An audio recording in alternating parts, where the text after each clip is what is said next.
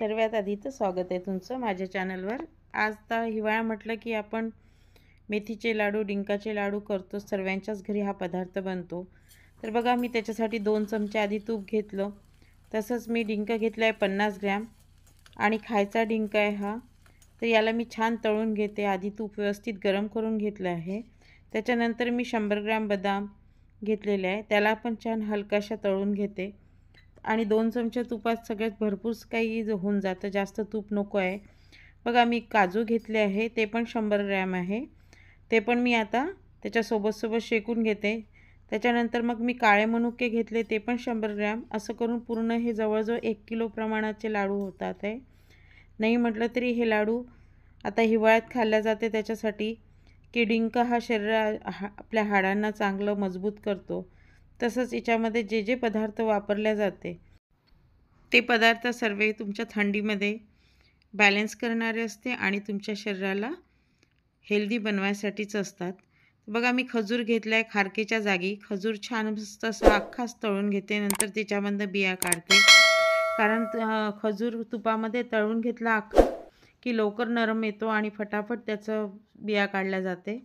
आता मी खजूर घेतलेला आहे, 200 ग्रॅम घेतलेला आहे खजूर।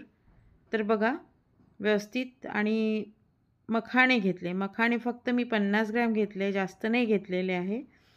त्याच्यानंतर हे पण हलके असे कुरकुरीत असे मस्त शेकून घेते थोड्याशा तुपामध्ये। अगदी बघितलं, 2 चमचे तुपामध्ये किती सगळ्या वस्तू तळलेल्या गेल्या समजा, किंवा शेकल्या गेल्या। तसंच महत्त्वाचं म्हणजे चिया सीड्स घेतल्या आणि अलसी सीड्स घेतल्या। टोटल 50 ग्रॅम दोन्ही वस्तू घेतलेल्या आहे। फार हेल्दी आहे चिया सीड्सपासून आपल्या बॉडीमध्ये ओमेगा मिळतो। तसंच आपलं खोबरं घेतलेलं आहे, ते घेतलं आहे मी फक्त 25 ग्रॅम। खोबरं मी जास्त वापरलं नाही, कारण जास्त दिवस जर तुमचे लाडू टिकतात आहे तर खोबरं शेकलं असेल तरी त्याचा थोडासा वास येतो, त्यामुळे कमीच प्रमाणात खोबरं वापरलेलं आहे। तरी शेकून घेतलं हलकंसं।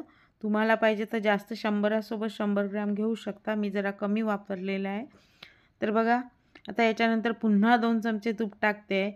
मेन म्हणजे आता मी घेतलं आहे मेथीचं पावडर, मेथी दाण्याचं पावडर आहे। त्याला खूप व्यवस्थित तुपामध्ये शेकून घ्यायचं आहे, याचा कडवटपणा नाही कळणार तुम्हाला खाताना। तसंच मी सुंठ पावडर घेतलं आहे 50 ग्रॅम। हे महत्त्वाचे इन्ग्रेडियंट आहे याच्यामध्ये, की तुम्हाला खरंच मेथी डिंकाचे लाडू करायचे म्हटलं म्हणजे हे वस्तू हव्याच त्याच्यामध्ये। बघा, आता गूळ घेतलं, जॅगरी पावडर घेतलं, 1 वाटी घेतलेलं आहे, ते 150 ग्रॅम आहे। तुम्ही पाहिजे तर किसून घ्या गुळाला, आपल्याला पाक करायचा नाही, त्याच्यामुळे हलकंसं मिक्स करते आहे मी सुंठ पावडर आणि मेथी पावडरसोबत। आता हे सगळे मिश्रण मी एकत्र करून मिक्सरमधनं काढून घेते पूर्णपणे व्यवस्थित। बघा, मी तूप खूप वाढवलेलं नाही, जास्त वाढवलेलं नाही।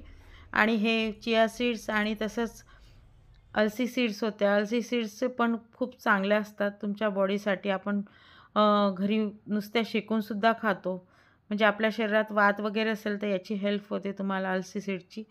तर बघा, आता मी हे सगळं मिश्रण मिक्स करून घेते व्यवस्थित, आणि त्याच्यानंतर थोडंसं गरम असतं, पण गरम ह्याच्यातच तुम्ही मळा तर तुमचं, म्हणजे म्हणतात बरेच जण की पाक केल्याशिवाय लाडू वळत नाही, असं काही नाही।